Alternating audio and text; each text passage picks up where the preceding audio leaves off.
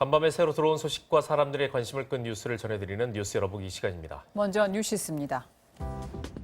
극우 성향의 인터넷 커뮤니티인 일간베스트 저장소에 성희롱과 장애인 비하글을 수시로 올린 사람이 최근 경기도 지방공무원 7급 임용시험에 합격했다면서 임용을 막아달라는 글이 청와대 국민청원 게시판에 올라왔습니다.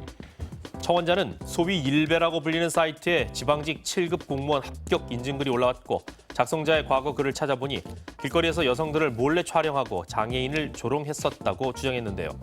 지난 29일 일간베스트 저장소에는 경기도청 인사과로부터 받은 것으로 보이는 합격 통보 문자 메시지 사진이 올라온 것으로 알려졌습니다.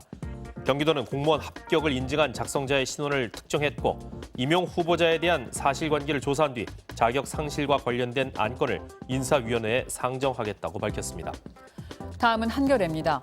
800명이 육박하는 감염자의 사망자까지 나온 서울 동부구치소의 부실한 방역이 비판받고 있는 가운데 대규모 집단 감염을 막은 광주교도소가 주목받고 있습니다. 광주교도소에서는 지난 9일 첫 확진자가 나왔고 그를 매개로 직원과 수용자, 가족 등이 잇따라 감염됐지만 약 2,400명이 생활하는 교도소에서 대규모 집단 감염 사태는 일어나지 않았습니다. 철저하게 착용한 마스크 덕분이었는데요. 광주시 관계자는 지난 2월부터 수용자들이 면 마스크를 제작하도록 해서 모든 수용자가 취침 전까지 마스크를 착용하도록 했다고 설명했습니다. 또 광주교도소는 확진자가 나오자 교도소 수용동 한 개 층을 모두 비운 뒤 45개의 격리 공간을 마련했는데 확진자와 접촉자를 정도에 따라서 철저하게 분리한 점이 방역의 비결로 꼽힌다고 합니다. 다음은 한국경제입니다. 많게는 6억 원이라는 엄청난 시세 차익 기대로 30만 명이 몰렸던 서울 은평구 DMC 파인시티 자이 미계약분 자녀 한 가구 청약 당첨자가 계약을 포기했다고 합니다. 무순위 청약 가운데 역대 최고 경쟁률을 기록했던 로또 분양은 결국 예비 당첨자에게로 넘어갔는데요. 당첨자는 서울 강북권에 거주하는 91년생 여성 김모 씨로 1억 519만 원을 어제 오후 3시까지 납부해야 했지만 그렇게 하지 못한 것으로 전해졌습니다.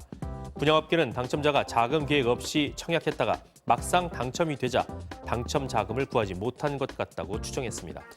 세계일보 살펴봅니다. 더불어민주당 이낙연 대표가 국민의힘 김종인 비상대책위원장에게 문재인 대통령과의 영수회담을 제안했습니다. 이 대표는 어제 국회에서 김 위원장에게 대통령을 한번 만나시지요라고 제안했고 김 위원장은 만나서 할 일이 있으면 만나지 뭐라면서 긍정적인 반응을 보였다고 전했는데요.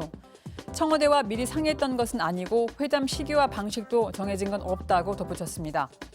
이낙연 대표가 영수회담 카드를 꺼내들면서 존재감 키우기에 나섰다는 정치권의 분석과 함께 이미 한 차례 불발된 바 있는 문 대통령과 김 위원장의 영수회담 성사 가능성이 주목되고 있습니다. 다음은 서울신문입니다. 서울시가 서초구의 재산세 감면 조례 효력을 정지해달라면서 낸 집행정지 신청을 대법원이 받아들이면서 서초구가 추진한 재산세 환급 조치에 제동이 걸렸습니다.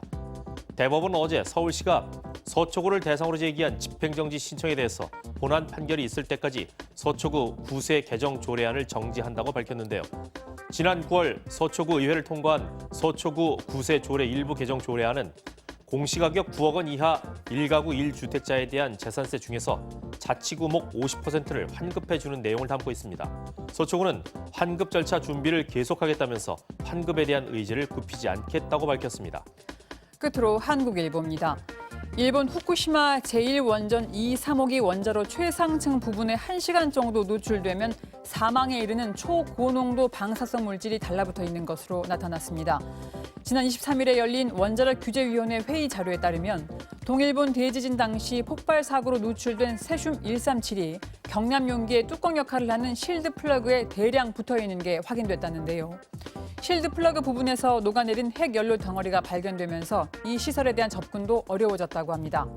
후케타 도요시 원자력 규제위 위원장은 폐로 작업에 영향이 큰 상황이라면서 방사성 물질에 오염된 실드 플러그를 철거하기가 매우 어려워졌다고 설명했습니다. 지금까지 뉴스 열어보기였습니다.